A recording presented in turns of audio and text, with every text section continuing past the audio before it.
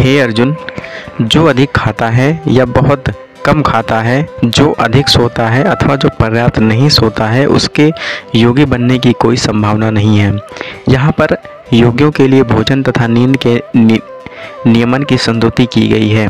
अधिक भोजन का अर्थ है शरीर अथवा आत्मा को बनाए रखने के लिए आवश्यकता से अधिक भोजन करना। मनुष्यों को मांसाहार करने की आवश्यकता नहीं है, क्योंकि प्रचुर मात्रा में अन्न, शाक, फल तथा दुग्ध उपलब्ध है।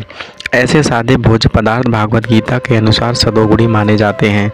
मांसाहार तो तमोगुणियों के लिए है। अतः जो लोग मांसाहार करते हैं, मद्यपान करते हैं, धूम्रपान करते हैं और कृष्ण को भोग लगाए बिना भोजन करते हैं, वे पाप कर्मों का भोग करेंगे, क्योंकि वे केवल दूषित वस्तुएं खाते हैं। जो व्यक्ति इंद्र सुख के लिए खाता है या अपने लिए भोजन बनाता है किंतु कृष्ण को भोजन अर्पित नहीं करता, वह केवल पाप खाता है।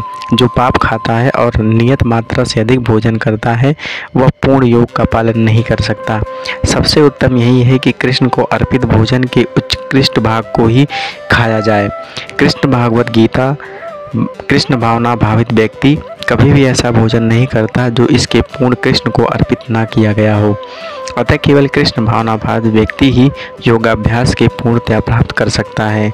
ना ही ऐसा व्यक्ति कभी योग का अभ्यास कर सकता है जो कृत्रिम उपवास की अपनी विधि निकालकर भोजन नहीं करता है। कृष्ण भावना भावित व्यक्ति शास्त्रों द्वारा अनुमोदित उपवास रखता है, ना तो वो आवश्यकता से अधिक उपवास रखता है, ना ही अधिक खाता है। इस प्रकार वह योगाभ्यास करने के लिए पूर्णतया योग्य होता है।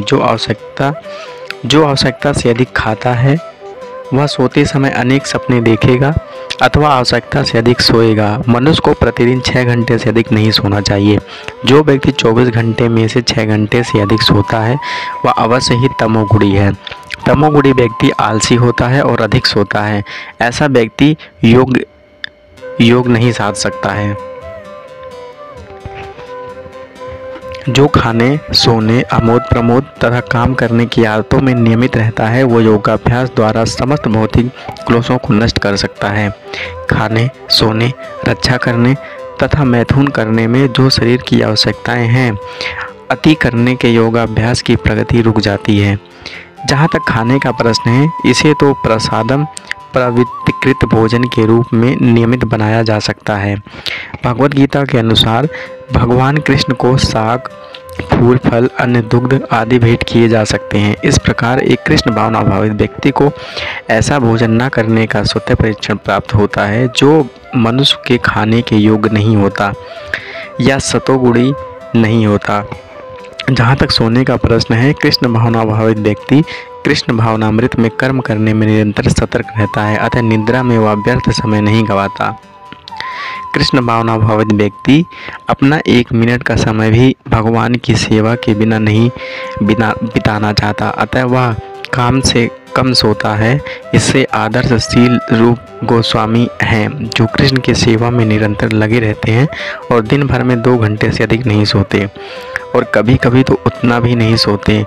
ठाकुर हरिदास तो अपनी माला में 3 लाख नामों का जाप किए बिना ना तो प्रसाद ग्रहण करते थे और ना ही सोते थे।